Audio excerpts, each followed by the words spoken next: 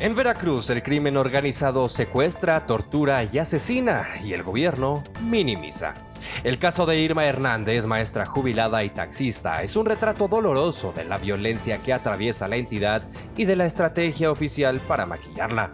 La gobernadora Rocío Nale insiste en que Irma murió de un infarto, no por la violencia directa de sus captores. Técnicamente puede ser cierto, políticamente es una evasión, porque cuando alguien muere tras ser secuestrado, amenazado y expuesto públicamente por un grupo armado, no se trata de un deceso natural, es una ejecución. Peor aún, Nale se lanza contra quienes cuestionan su narrativa, tildando de miserables a quienes señalan el intento de diluir la responsabilidad del crimen organizado en el caso. Una respuesta más preocupada por la imagen institucional que por la justicia.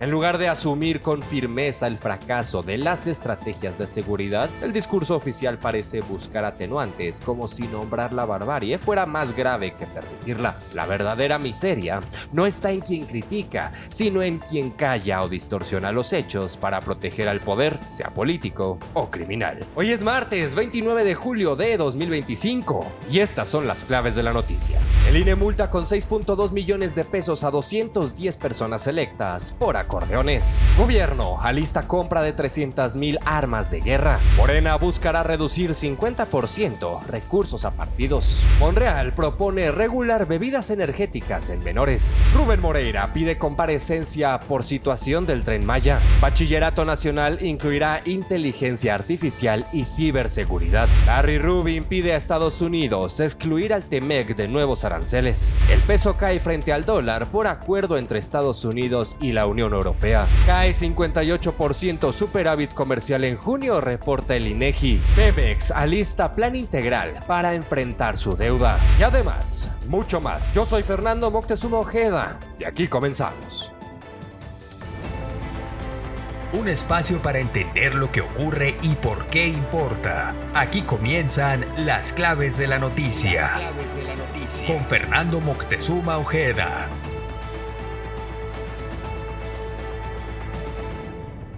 El Instituto Nacional Electoral aprobó sanciones económicas por más de 6.400.000 pesos contra 210 candidatas y candidatos ganadores que difundieron su nombre o imagen en los llamados acordeones durante la elección judicial del pasado 1 de junio. En votación dividida, el Consejo General determinó que solo quienes resultaron electos recibirán la multa, mientras que las y los aspirantes no favorecidos en las urnas fueron únicamente amonestados. Las sanciones oscilan en promedio en 36,000 pesos por persona y aplican tanto a cargos en la Suprema Corte como en otras instancias federales. Durante la sesión se descartó investigar el origen de los recursos utilizados en la producción de materiales y se registraron tensiones entre consejeras por omisiones en la discusión del dictamen. Paralelamente, el instituto impuso multas por 32.7 millones de pesos a partidos políticos por irregularidades detectadas en campañas locales en Veracruz y Durango, como aportaciones de entes prohibidos, gastos no reportados y omisiones en los informes. Veracruz concentró 21.4 millones de pesos en sanciones y Durango 11.3 millones. En total se revisaron más de 1,300 informes de ingresos y gastos por más de 244 millones de pesos. Según la consejera Carla Humphrey, estas medidas buscan fortalecer la transparencia y garantizar la equidad en las contiendas. Además, el órgano electoral informó que mantiene auditorías en curso para verificar adeudos fiscales de partidos y resolvió 58 procedimientos sancionadores vinculados a los recientes procesos comiciales locales. Y en otros temas, le cuento que el gobierno federal, encabezado por la presidenta Claudia Sheinbaum Pardo, alista la compra de casi 300,000 armas de guerra, así son catalogadas, para reforzar al ejército y la Fuerza Aérea Mexicanas a través de una licitación pública internacional publicada por la Secretaría de la Defensa Nacional en el portal Compras MX. La adquisición incluirá granadas, explosivos, cartuchos de alto calibre y cordones detonantes provenientes de países como Estados Unidos e Israel, con el objetivo de elevar la capacidad operativa de las Fuerzas Armadas frente al creciente poder de fuego de los grupos criminales. Entre los artículos destacan 140,000 cartuchos calibre 7.62 por 51 milímetros, lo que sea que esto signifique, buscaremos a alguien especializado en en armas, vaya, mientras les sigo contando: 73,000 granadas de mano, 900 explosivos y 15,000 metros de cordón detonante. Todos deberán ser nuevos, tener al menos una década de vida útil y contar con garantía de calidad. El financiamiento provendrá del Fideicomiso Público de la Administración y Pago de Equipo Militar. La Sedena argumenta que esta adquisición representa una respuesta estratégica ante el uso de drones, narcotanques y tecnología militar por parte del crimen organizado. Según análisis de organismos internacionales y expertos, los cárteles han diversificado su acceso a armas modernas y sofisticadas. Esta sería una de las mayores compras de armamento durante la administración de Sheinbaum, tras la adquisición de 8 millones de cartuchos en octubre de 2024. La licitación contrasta con las declaraciones hechas por la mandataria en enero de este año, cuando criticó a gobiernos estatales opositores por buscar armamento de repetición, reiterando su postura, dijo, de que la paz se alcanza fortaleciendo la justicia.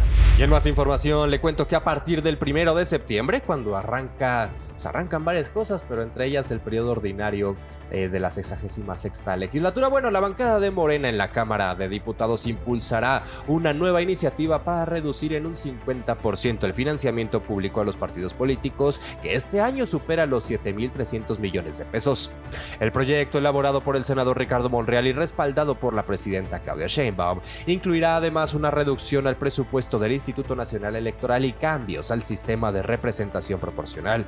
Se trata del segundo intento en casi 6 años luego del fracaso legislativo registrado en diciembre de 2019, cuando Morena no logró el respaldo de sus aliados.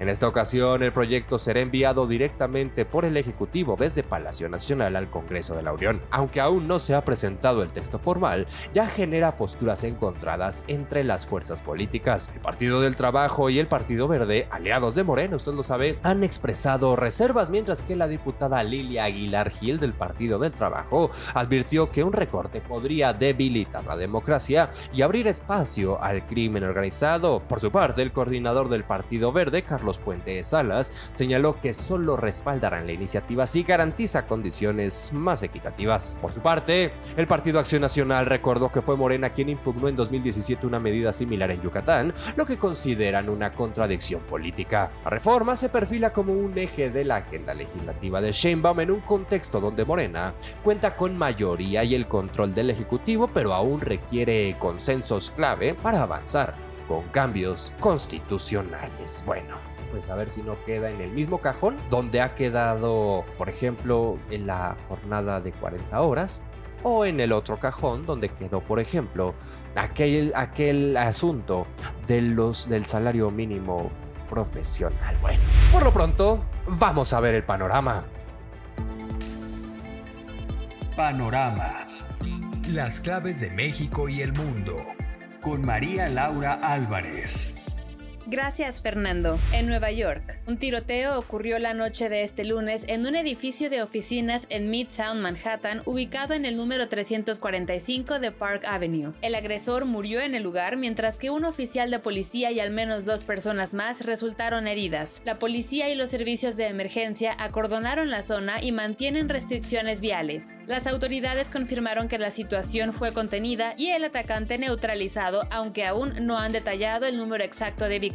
El alcalde Eric Adams llamó a la ciudadanía a tomar precauciones en el área afectada. En Rusia, la aerolínea Aeroflot canceló 42 vuelos debido a un ciberataque que afectó sus sistemas informáticos, principalmente en el aeropuerto Sheremetyevo de Moscú. El fiscal general inició una investigación por acceso ilegal a sistemas y confirmó el ataque. Grupos de hackers ucranianos y bielorrusos reivindicaron la acción, mientras el Kremlin calificó el incidente como bastante alarmante. Este es el primer ataque de esta magnitud contra Aeroflot en medio del conflicto contra Ucrania. En España, el Palacio de la Moncloa enviará 12 toneladas de alimentos a Gaza mediante lanzamientos aéreos desde Jordania este viernes utilizando aviones militares. Esta acción busca aliviar la hambruna que afecta a más de 2 millones de habitantes tras 21 meses de conflicto entre Israel y Hamás. Mientras España repite una operación similar realizada en marzo de 2024, la ONU y organizaciones humanitarias alertan sobre niveles críticos de desnutrición en Gaza, donde el bloqueo impuesto por Israel ha generado graves carencias. En Sinaloa, a un año del repunte de violencia, la Confederación Patronal de la República Mexicana reporta pérdidas económicas por 36,000 millones de pesos, el cierre de 2,000 comercios en Culiacán y la desaparición de 7,000 empleadores. Sectores como eventos, turismo, restauranteros y automotrices han sido los más afectados. Durante el primer semestre de 2025 se registraron 913 homicidios y 56 casos de extorsión, con incrementos significativos respecto al año anterior. La Coparmex solicita a las autoridades simplificar trámites, condonar impuestos y flexibilizar créditos para apoyar la recuperación económica y pide coordinación urgente entre gobiernos y empresas para detener el deterioro económico. En Veracruz, la gobernadora Rocío Nale calificó de miserables a los medios que cuestionan su versión sobre la muerte de la maestra Irma Hernández, secuestrada el 17 de julio en Álamo. La fiscalía confirmó que el cuerpo de la docente, hallado en una construcción cercana al lugar de su desaparición, presentaba signos de violencia y murió por un infarto provocado por esta situación. Elementos del ejército encontraron armas en el sitio y hay al menos 3 detenidos relacionados con el caso. Nale rechazó las críticas, reafirmó la colaboración entre fiscalías para evitar impunidad y subrayó su compromiso con la justicia en la entidad. Hasta aquí el panorama del martes, Fernando. Excelente día. Bueno, entonces, si somos miserables, bueno, espero que los medios de comunicación seamos Jean Valjean en este teatro llamado México. Muchísimas gracias, Laura. Excelente martes. Y también en la Cámara de Diputados, el coordinador de Morena, Ricardo Monreal Ávila, presentó una iniciativa de reforma a la Ley General de Salud para prohibir la venta de bebidas energizantes a niñas, niños y adolescentes, a las y los menores. Vaya, me refiero a estas bebidas tipo Red Bull, Monster y demás.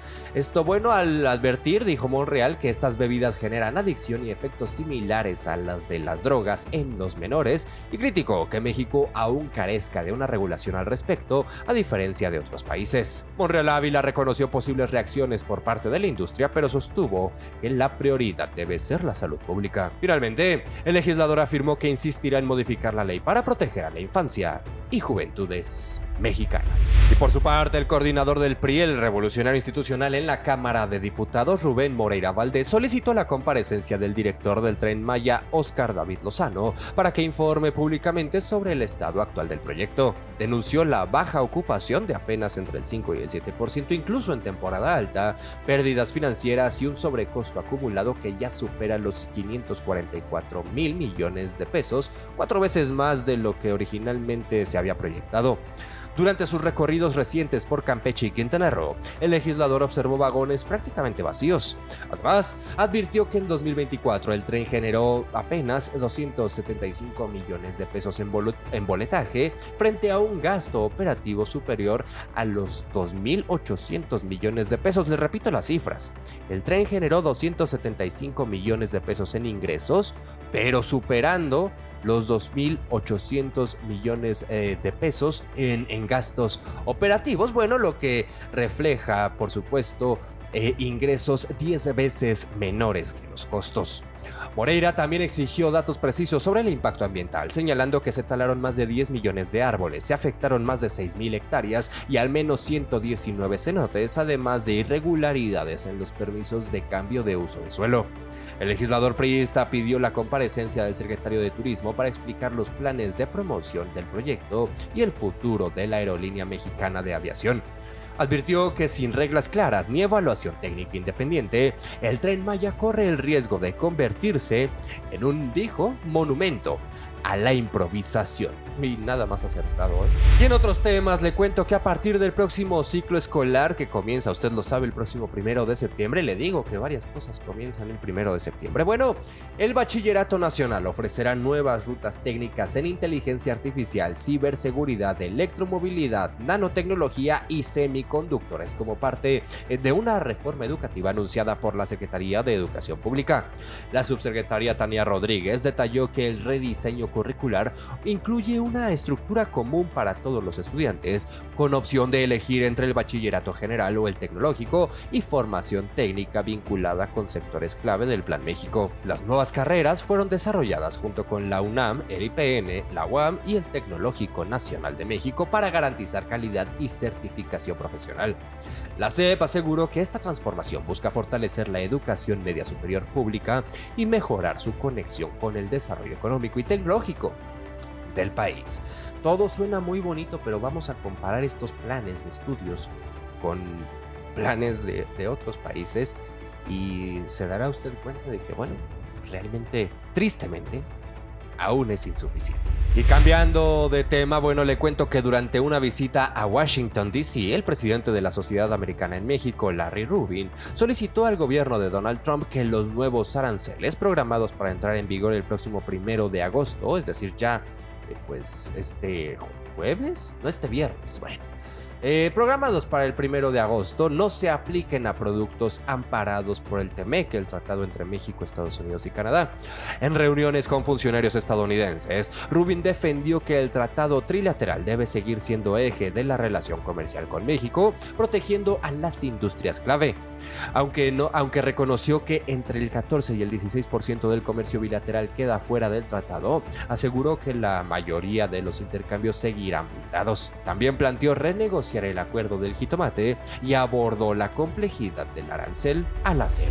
Oiga, y en este marco, bueno, el peso mexicano se depreció frente al dólar tras un acuerdo comercial entre Estados Unidos y la Unión Europea, lo que fortaleció al billete verde y afectó las divisas emergentes. A nivel interno, la tasa de desempleo se mantuvo estable, me refiero a Estados Unidos, pero la balanza comercial mostró debilidad. El mercado sigue atento a los datos económicos clave en Estados Unidos y a la próxima reunión de la Reserva Federal. Que por cierto, Jerome Powell, que es el presidente de la Fed, bueno, pues sigue bastante bajo la lupa de Donald Trump. Y en México, el superávit comercial cayó un 58.3% durante junio al ubicarse en $514 millones, de acuerdo con cifras dadas a conocer por el INEGI, el Instituto Nacional de Estadística y Geografía.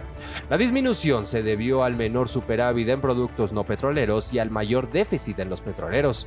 Las exportaciones crecieron 10.6% anual, impulsadas por manufacturas, mientras que las exportaciones petroleras cayeron más del 30%. En el primer semestre del año, la balanza comercial acumuló un superávit de 1.433 millones tras haber registrado un déficit en el mismo periodo de 2024. Y ya casi para despedirnos, le cuento que Petróleos Mexicanos, Pemex, bueno, alista la presentación de un plan integral para la mejora de su situación financiera. Otro. El director de finanzas, Juan Carlos Carpio, adelantó que la estrategia contempla mecanismos financieros y operativos, además de la emisión de notas precapitalizadas respaldadas por el gobierno federal. Estas medidas buscarán fortalecer la liquidez de las empresas, optimizar vencimientos y reducir el costo de su deuda, ya que supera los $98,000 millones. La Secretaría de Hacienda y calificadoras internacionales como Fitch y Standard & Poor's han respaldado la iniciativa, que podría traducirse, dicen, en una mejora crediticia. Pemex busca consolidarse así, bueno, como un pilar en el sistema energético nacional, con herramientas financieras más sólidas. Híjole, qué pilar tan resquebrajado. Y antes de despedirnos, hay más información.